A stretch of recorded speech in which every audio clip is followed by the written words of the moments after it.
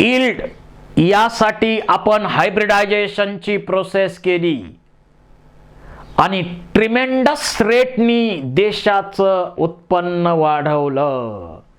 त्याचबरोबर आपल्याला disease resistant variety मिळवायच्या आहेत. Plant diseases causes crop losses up to 20 to 30% of total loss.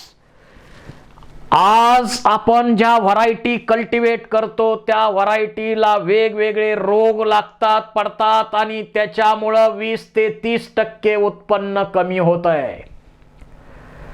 आणि हा ॲग्रिकल्चरचा होणारा लॉस भरून काढण्यासाठी त्याच्यासाठी आपण औषधं वापरणं हा एक पर्याय आहे, पण डिसीज रेजिस्टंट व्हरायटीज वापरणं हा सर्वात चांगला पर्याय आहे.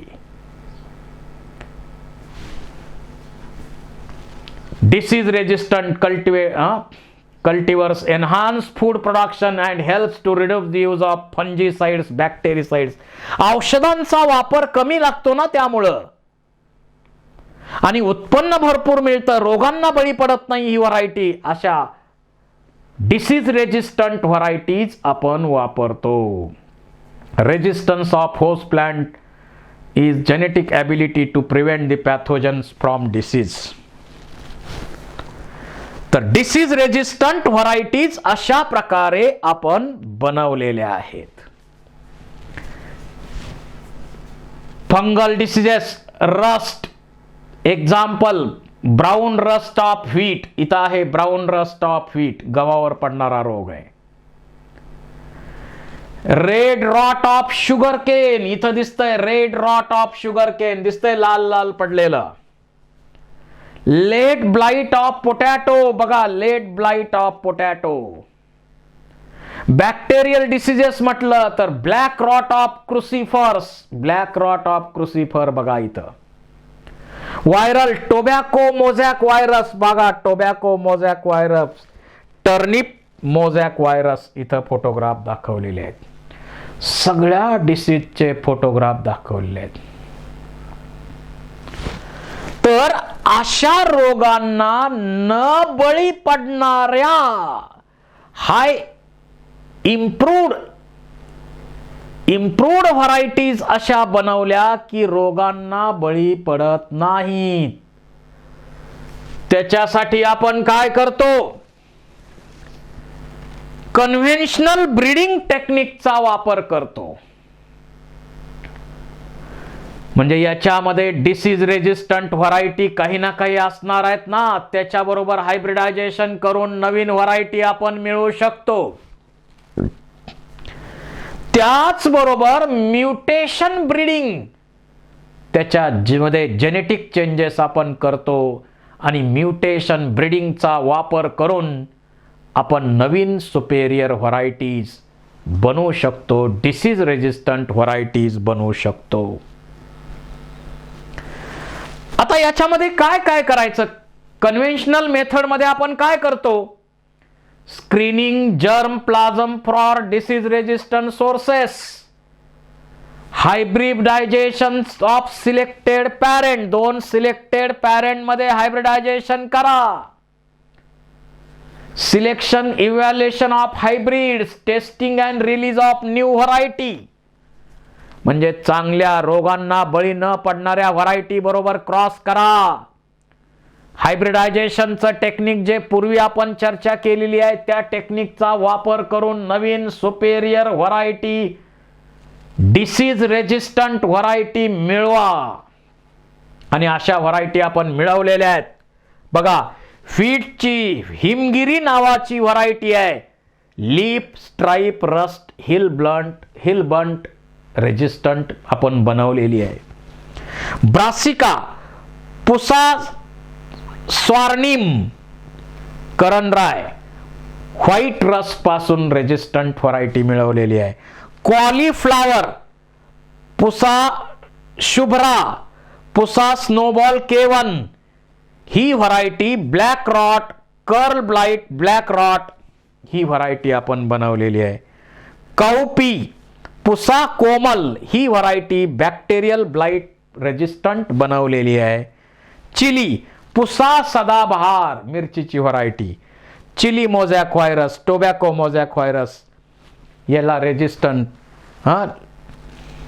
आपण व्हरायटी बनवले. अशा प्रकारे या कन्व्हेन्शनल मेथडच्या साह्यानं आपण डिसीज रेजिस्टंट व्हरायटी बरोबर हायब्रिडायझेशन करून सुपेरियर डिसीज रेजिस्टंट व्हरायटी बनवल्या.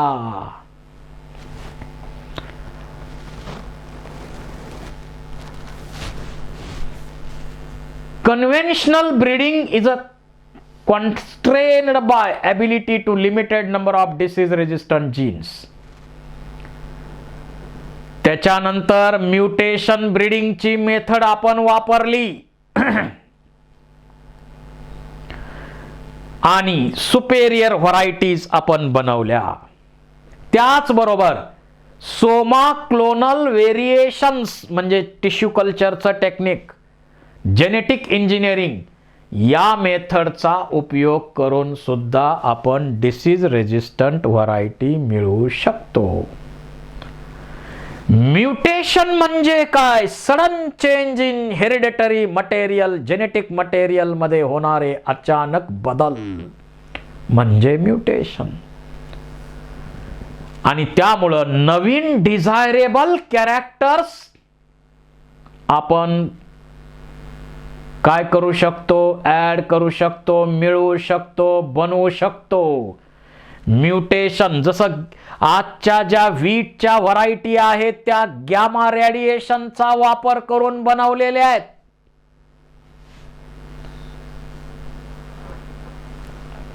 Mutation breeding is breeding by mutation by using chemicals और radiation gamma rays to produce plant with desired character. Such plants are selected and multiplied directly, used as a source of breeding. रॅडिएशनचा वापर करून किंवा केमिकलचा वापर करून mutation घडवायचे, desired कॅरेक्टरसाठी mutation घडवायचे आणि सुपेरियर व्हरायटी बनवायची. सुपेरियर व्हरायटी बनवायची. आपण म्युटेशन मुळे नवीन कॅरेक्टर्स जे आहे डिझायर्ड कॅरेक्टर प्रोड्यूस करू शकतो. याचं एक्झाम्पल घेतलं, moong bean resistant to yellow mosaic virus. Moong bean जे आहेत they are resistant to yellow mosaic virus and powdery mildew introduced by mutation. ही व्हरायटी आपण त्या बनवलेली आहे. Resistant genes from wild variety have been introduced in high yielding cultivated variety. हेही आपण करू शकतो यामध्ये. भिंडी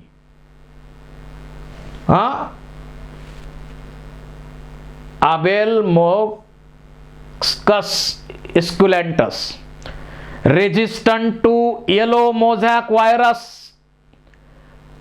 transferred to wild species resulted a new variety called as Parbhani Kranti. भिंडीची नवीन व्हरायटी आपण इथं परभणी क्रांती नावाची बनवली. येलो मोझॅक व्हायरसला रेजिस्टंट असणारी आपण बनवलेली आहे.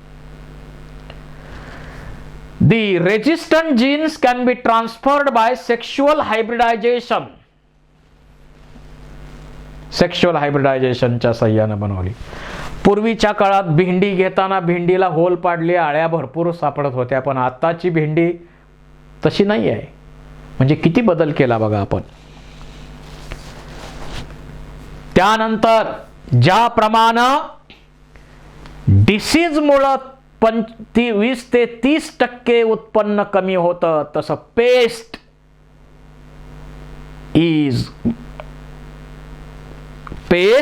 is greatest enemy of modern agriculture. आणखी एक ॲग्रिकल्चरचा शत्रू आपल्याला विचारात घ्यायचा आहे. जो ऑर्गॅनिझम आपल्या स्टँडिंग क्रॉपला डॅमेज करतो, डिस्ट्रॉय करतो, किंवा स्टोअर केलेले प्रोडक्ट आपले प्लॅन्टचे आहेत त्याला प्रॉब्लेम करतात, त्याला आपण पेस्ट म्हणतो. जसं स्टोअर केलेलं धान्य आहे त्याला उंदरं लागतात, कीड लागते, ते पेस्ट झाले. कॉटन वरती बॉलवर्म वाढतात, तो पेस्ट झाला. असे पिकाला त्रास देणारे, प्रोडक्टला प्रॉब्लेम करणारे ऑर्गॅनिझम म्हणजे पेस्ट. आणि पेस्टमुळे सुद्धा मोठ्या प्रमाणावर उत्पन्न कमी होत चाललेलं आहे. तर याचा बंदोबस्त करण्यासाठी आपण वापरतो पेस्टिसाइड्स, परंतु पेस्टिसाइड अतिशय घातक आहेत. इकॉलॉजिकल बॅलन्स डिस्टर्ब होतो, पोल्युशन होतं, आपल्या शरीराला पण ते त्रासदायक आहेत.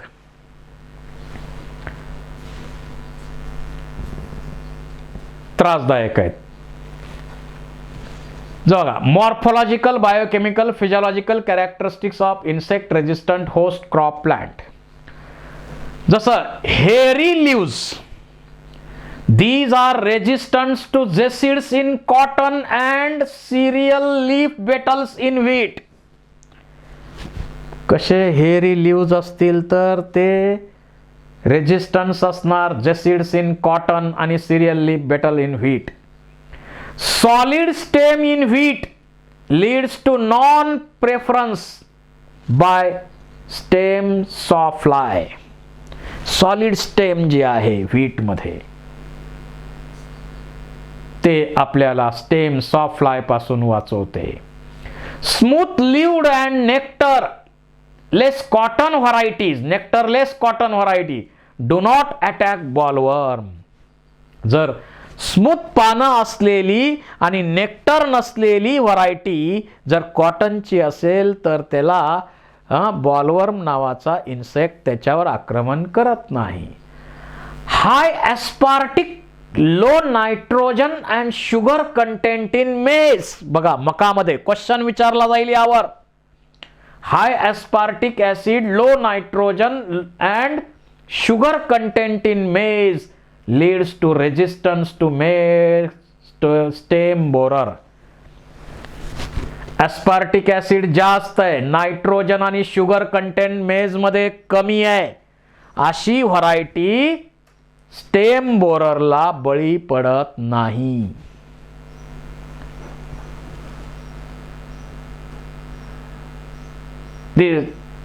The sources of resistant genes are cultivated varieties, germplasm, collection of crop of wild varieties.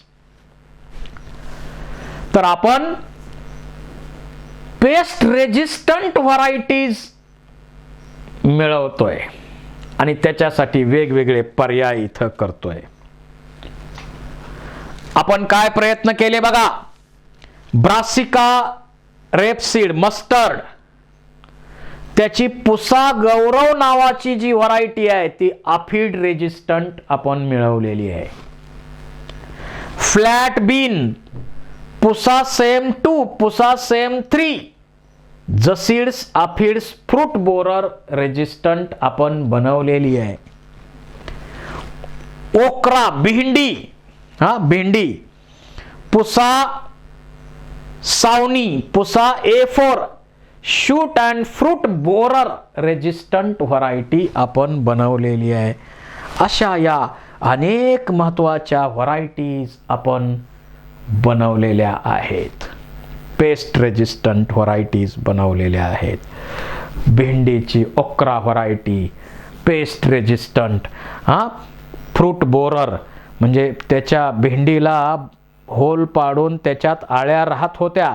पूर्वीच्या काळात जास्त होतं, पण आता तशी भेंडी नाही, चांगली भेंडी यायला लागली. म्हणजे या नवीन improved variety pest resistant varieties आपण आज मिळवलेल्या आहेत. याच बरोबर आपल्याला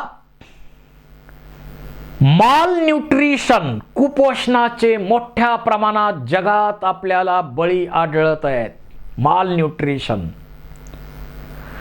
काही लोकांना, विशेषतः व्हेजिटेरियन पीपल्स जे आहेत, त्यांना प्रोटीन डिफिशियन्सी मोठ्या प्रमाणावर आढळते. नॉनव्हेज घेणाऱ्या लोकांना नशीबवान आहेत, त्यांना प्रोटीन भरपूर मिळतात. पण व्हेजिटेरियन पीपल्स एकतर त्यातून त्यांचं उपवासाचं प्रमाण जास्त आणि ते कार्बोहायड्रेट आणि फॅट असलेला डाएट जास्त घेतात आणि प्रोटीन त्यांना कमी उपलब्ध होतात, म्हणून त्यांच्यामध्ये प्रोटीन डिफिशियन्सी दिसतात. त्याला आपण हिडन हंगर म्हणतो. More than 840 million peoples do not have adequate food.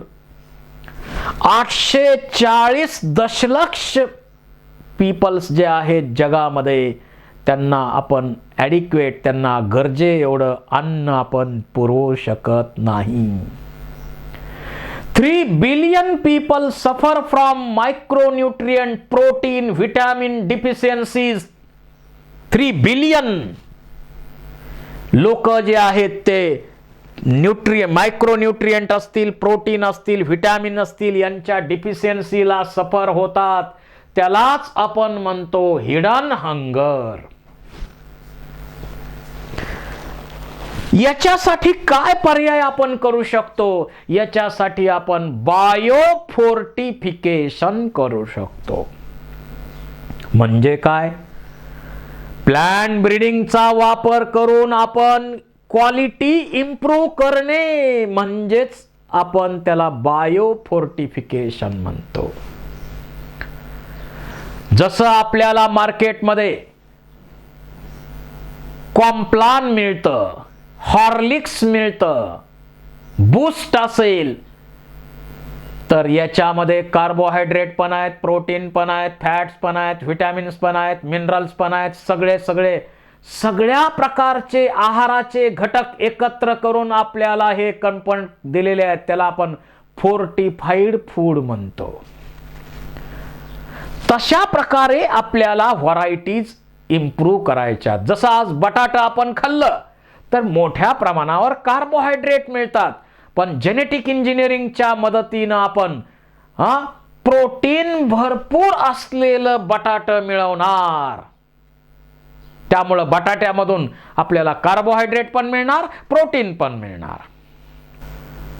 Golden rice he variety आपण जेनेटिक इंजिनिअरिंगच्या साहाय्यानं बनवली आणि ही व्हरायटी आपल्याला काय करते? राईस खाताना त्याच्याबरोबर व्हिटॅमिन ए पण भरपूर मिळतं. Vitamin A rich variety, golden rice variety आपण बनवलेली आहे. हाही त्याचा फायदा आहे.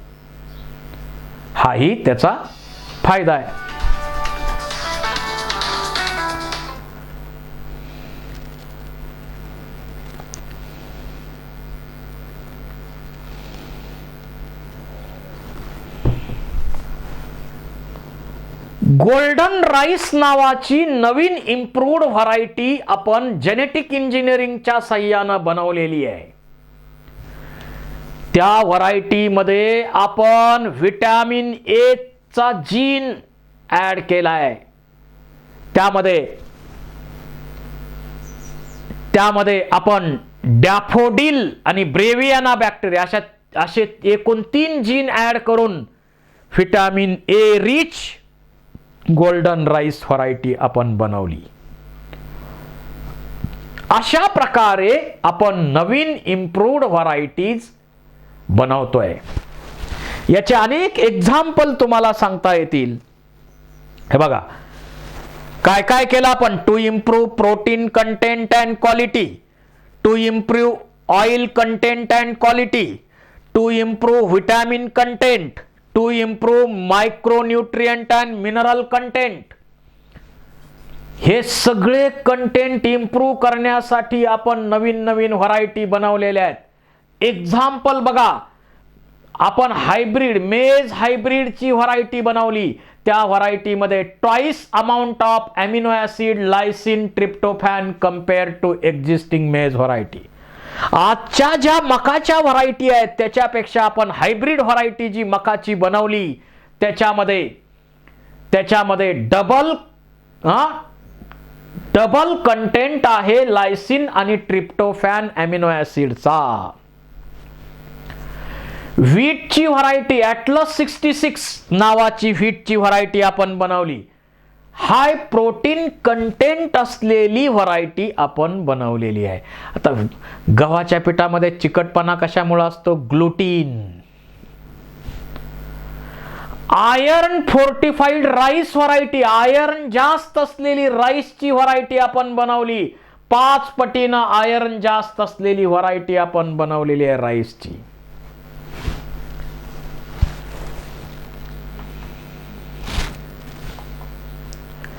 त्याचबरोबर बघा भाजीपाला, vegetables crops rich in vitamins and minerals released by Indian Agriculture Research Institute New Delhi. Vitamin A in rich carrot बनवले, गाजरं जास्त व्हिटॅमिन ए असलेली गाजरं बनवली. स्पिनॅच, पंपकिन बनवलं. व्हिटॅमिन सी भरपूर असलेलं बीटर गोर्ड, बातूज, मस्टर्ड, टोमॅटो बनवले. आयर्न आणि कॅल्शियम रिच असलेले स्पिनॅच आणि बात्यूज बनवले. प्रोटीन रिच असलेले बीन्स बनवले, broad lablab, French garden peas वगैरे सारखे. म्हणजे व्हिटॅमिन ए आपण व्हिटॅमिन्सचा कंटेंट वाढवणारे काही क्रॉप बनवलेत. प्रोटीनचा कंटेंट वाढवणारे क्रॉप बनवलेत. काही अमिनो ऍसिडचा कंटेंट वाढवणारे क्रॉप बनवलेत. मायक्रोन्यूट्रियंट एनरिच असणारे काही क्रॉप बनवलेत. अशा प्रकारे बायोफोर्टिफाईड व्हरायटीज आपण बनवल्या आणि ह्या ज्या गरजा आहेत आपल्या, त्या गरजा यातून आपण भागवतो. यातून आपण आपल्या गरजा भागवतोय. Next article is SCP, single cell protein. शब्दावरून अर्थ काढू नका. त्याच्याऐवजी आज आपण पाहतो मोठ्या प्रमाणावरती प्रोटीन डिफिशियन्सी पीपल्स मध्ये आहेत, विशेषतः व्हेजिटेरियन पीपल्सचा विचार केला तर. आपल्या बॉडीचा विचार केला तर ऑर्गॅनिक कंपाऊंड मध्ये सर्वात हायेस्ट कंटेंट कुठला आहे तर प्रोटीन्स. बॉडीला प्रोटीन भरपूर लागतात आणि आज आपलं पॉप्युलेशन इनएडिक्वेट डाएट मुळे किंवा आहारामध्ये अनेक प्रकारच्या डिफिशियन्सीज मुळे प्रोटीन डिफिशियन्सी व्हेजिटेरियन पीपल मध्ये मोठ्या प्रमाणावर आढळतात. त्याला पर्याय काय? काही मायक्रो ऑर्गॅनिझम भरपूर प्रोटीन देणारे आहेत. त्या मायक्रो ऑर्गॅनिझमची ग्रोथ घडवायची, त्याच्या टॅबलेट आपण बनवू शकतो आणि ते प्रोटीन आपण लोकांना देतो. आज आपण मार्केटला स्पिरुलिना या नावानं टॅबलेट मिळतात प्रोटीनच्या. स्पिरुलिना पहा, आपण स्पिरुलिना पासून अशा टॅबलेट्स बनवतो. विशेष बघा, 250 किलोची गाय आपल्याकडे आहे. 250 किलोची गाय आपल्याकडे आहे, पण ती गाय फक्त 200 ग्रॅम प्रोटीन आपल्याला दर दिवशी देते. किती कमी प्रोटीन मिळतात. 250 किलोची गाय असून फक्त 200 ग्रॅम प्रोटीन आपल्याला देतात. परंतु फक्त 250 ग्रॅम फक्त मायक्रो ऑर्गॅनिझम असेल. फक्त 250 ग्रॅम, पाव किलो मायक्रो ऑर्गॅनिझम असेल.